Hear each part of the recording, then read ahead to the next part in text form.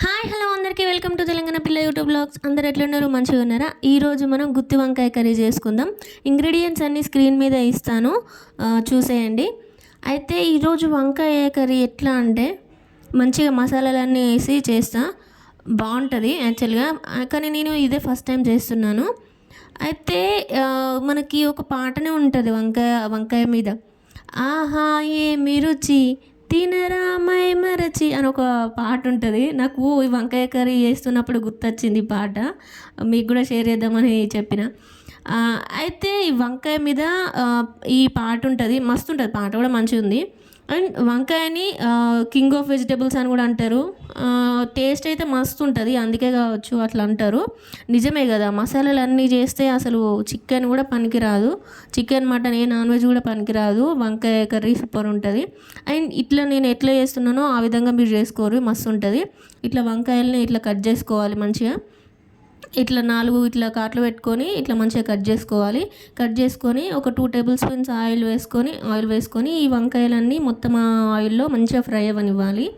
ఎట్లా అంటే మంచిగా సాఫ్ట్ అయిపోవాలి, మంచిగా దాని మీద మూత పెట్టి మంచిగా అందులోనే మగ్గనివ్వాలి.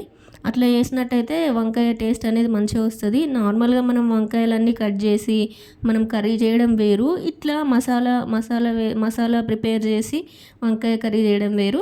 సో ఇక్కడ చూస్తున్నారు కదా, నేను పసుపు వేస్తున్నా కొంచెం ముందు. నేను ఫస్టే వంకాయలని ఉప్పేసి కడుక్కొని పెట్టుకున్నా, ఆ వంకాయలు ఇవి తుడుచుకొని పెట్టుకున్నా. అండ్ ఇప్పుడు నేను ఆయిల్ వేసి మంచిగా ఆ వంకాయల్ని ఫ్రై చేస్తున్నా. అండ్ ఇక్కడ నేను కొంచెం పసుపు యాడ్ చేసిన, అండ్ ఇక్కడ సాల్ట్ కూడా వేసి మంచిగా ఇట్లా మిక్స్ చేసుకోవాలి. మంచిగా ఇట్లా కలుపుకొని ఒక 3 to 4 మినిట్స్ అట్లా మంచిగా మూత పెట్టి మంచిగా ఇట్లా మగ్గనివ్వాలి. చూస్తున్నారు కదా వీడియోలో, ఇట్లా సాఫ్ట్ అయిపోతాయి అన్నట్టు వంకాయలు. అంటే ఎక్కువ ఓవర్గా కుక్ చేయొద్దు, నార్మల్గా మనకి తినే విధంగా అట్లా మంచిగా మగ్గనివ్వాలి. తర్వాత మంచిగా ఒక ప్లేట్లోకి తీసుకోవాలి. ప్లేట్లోకి పక్కన పెట్టుకొని అదే ఆయిల్లో ఇంకొంచెం ఆయిల్ యాడ్ చేయాలి. అక్కడ ఇంగ్రీడియంట్స్ కనిపిస్తున్నాయి కదా, ఆవాలు, జీలకర్ర, ఇంకా ఆనియన్, పచ్చిమిర్చి, ఇవన్నీ వేసుకొని మంచిగా ఫ్రై అవ్వనివ్వాలి. మంచిగా గోల్డెన్ కలర్ వచ్చేలాగా మంచిగా ఫ్రై చేసుకోవాలి. ఫ్రై అవ్వకపోతే బాగుండదు టేస్ట్, అందుకని చెప్పి మంచిగా ఇట్లా చూస్తున్నారు కదా అట్లా ఫ్రై అవ్వనివ్వాలి. కొంచెం సాల్ట్ వేసుకోవాలి అండ్ కొంచెం పసుపు కూడా వేసుకోవాలి. ఫస్ట్ కూడా వేసినాం కానీ ఇంకొంచెం వేసుకోవాలన్నమాట. ఇక్కడ కూడా సాల్ట్ ఇంకా పసుపు వేసుకొని మంచిగా ఫ్రై అవ్వనివ్వాలి. మంచిగా మిక్స్ చేసుకుంటూ చూసుకుంటూ ఉండాలి, మాడిపోతుంది. కొంచెం స్లిమ్లో పెట్టుకోవాలి, ఫ్లేమ్ అనేది కొంచెం తక్కువ పెట్టుకొని మంచిగా ఇట్లా ఫ్రై చేసుకోవాలి. ఇట్లా ఫ్రై చేసుకొని మనం ముందే ప్రిపేర్ చేసుకున్నాం కదా టమాటో పేస్ట్, అది ఇందులో వేసేయాలి. ఇది పచ్చి టమాటాలే అన్నమాట, అంటే నార్మల్ ఉడకబెట్టలే ఏం చేయలేదు, నార్మల్గా కట్ చేసుకొని పేస్ట్ చేసేసిన ఆ పేస్ట్ ఇందులో వేసేయాలి. ముందు మనం మసాలాలతోటి ఒక పౌడర్ ప్రిపేర్ చేస్తున్నాం కదా, ఆ పౌడర్లో కొన్ని వాటర్ వేసి ఆ మసాలా పేస్ట్ని కూడా ఇందులో వేసేయాలి.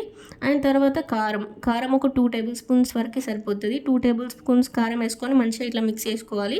ఇంగ్రీడియంట్స్ అన్నీ మీకు అక్కడ డిస్ప్లే అవుతున్నాయి, అవి చూసి కూడా ఫాలో అయిపోండి. అండ్ ఇట్లా మంచిగా కారం వేసుకొని మంచిగా ఇట్లా మిక్స్ చేసుకోవాలి.